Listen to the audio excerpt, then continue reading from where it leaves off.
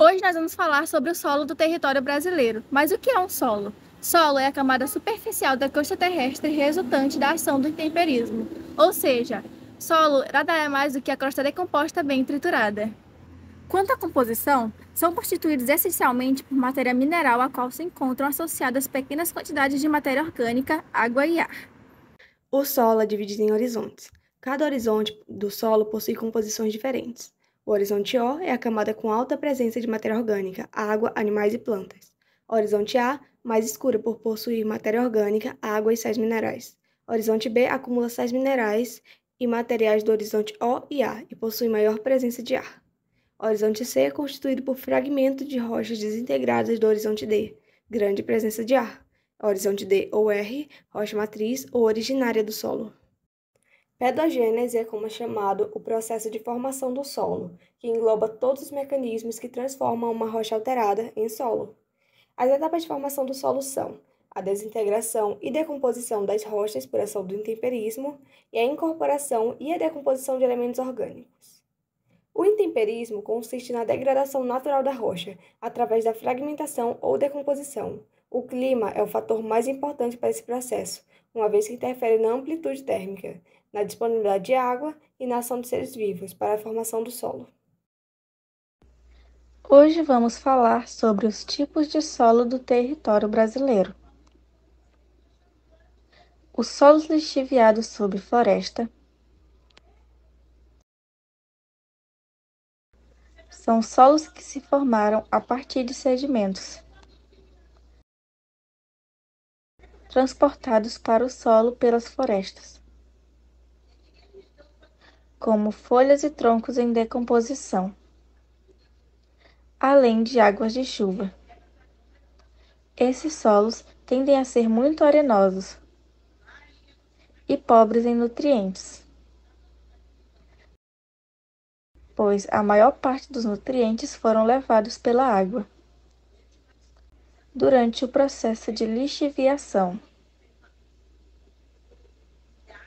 Além disso, a ausência de luz solar também contribui para que eles sejam pobres em material orgânico e com pouca diversidade de micro-organismos. Por isso, esses solos costumam não ser férteis o suficiente para a agricultura. Eles são encontrados com maior frequência em solos desmatados de regiões tropicais e equatoriais, já que as chuvas são mais intensas e abundantes nesses locais. O solo podisólico é uma classe de solos que se desenvolvem em ambientes de baixa capacidade de drenagem, em terrenos planos ou levemente inclinados, com alta presença de rochas-mães. Os solos podisólicos são caracterizados por sua cor cinza, textura orgânica e baixa presença de mineralidade. A composição desse solo é formada principalmente por partículas finas, pois é um solo pouco desenvolvido. Os solos podisólicos são encontrados principalmente em regiões com climas subtropicais e tropicais. Eles estão mais sujeitos à desertificação e degradação por causa da alta precipitação e podem ser utilizados por culturas mais resistentes. O solo terra-roxa é uma classe de solos que se desenvolve em regiões semiáridas ou áridas, em terrenos planos com inclinação suave. A terra-roxa é caracterizada por sua coloração avermelhada. A composição desse solo é formada principalmente por partículas finas com uma alta presença de mineralidade. Por sua alta capacidade de drenagem, o solo tende a ficar seco. Os solos terra-roxa são encontrados principalmente em regiões semiáridas ou áridas, em áreas de grande densidade de luz solar, pouca chuva e alta temperatura, onde a capacidade de drenagem é baixa e a retenção de água é alta. Acho que ficou. O solo latossolo é uma das classes de solo que se desenvolverem sob... Não para. Eu nunca paro. O solo latossolo é uma das classes de solo que se desenvolvem sobre rochas-mãe resistentes à erosão, sendo considerado um solo pouco desenvolvido. Sua cor é marrom ou amarelada, com pouca presença de matéria orgânica. A composição do solo latossolo é caracterizada pela baixa quantidade de matéria orgânica, pela textura arenosa ou arenosa argilosa e pela presença de rocha-mães resistente à erosão. Gostei. Esta classe compreende solos com horizonte B textural, não hidróficos, com argila de atividade alta, são de alta fertilidade natural com alta saturação, soma de bases, a reação moderadamente ácida e praticamente neutra, o mesmo moderamento alcalina, bem como conteúdo mineralógico que encerra a quantidade significativa de minerais primários facilmente, os quais constituem fontes de nutrientes para plantas. Os cambissolos são solos construídos por material mineral com o horizonte D. Devido à heterogeneidade do material de origem, das formas de relevo e das condições climáticas, as características desse solo variam muito de um local para o outro. Acabou?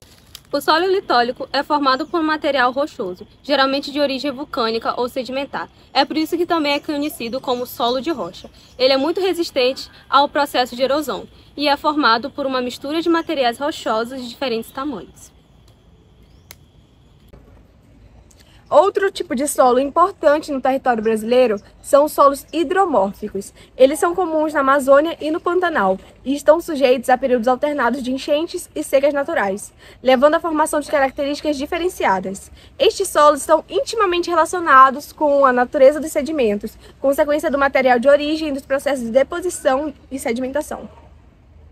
A areia quartzosa é formada pelo desgaste e a fragmentação de depósitos de quartzo em rocha.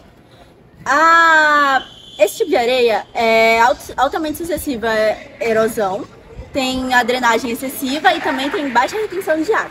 Normalmente ele é produzido em indústrias, porém quando a gente encontra ele no meio natural, encontramos no cerrado. O cerrado tem cerca de 15%. As principais aplicações desse tipo de areia são em cerâmicas, impermeabilizantes, construção civil, fundição e agronegócio. Também tem diferentes tipos de impurezas nesse tipo de areia.